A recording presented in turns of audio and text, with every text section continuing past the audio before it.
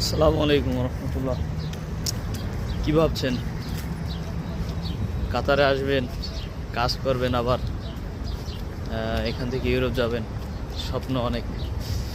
তবে যারা এই নিয়তে কাতার আসতে যাচ্ছেন তাদের সম্পর্কে কিছু কথা না বললেই না। আপনি কাতার আসেন, কাতার আসার পরে আপনি কাতারের যে সৌন্দর্যটা উপভোগ করেন, কিন্তু এখানে আসলে আপনি যে ইউরোপ যেতে পারবেন শিওর, এই কথা কিন্তু কেউ আপনাকে সিউরিটি দিতে পারবে না। কারণ কাতারে ইউরোপে যাওয়ার রাস্তা আছে, তবে সবার জন্য না।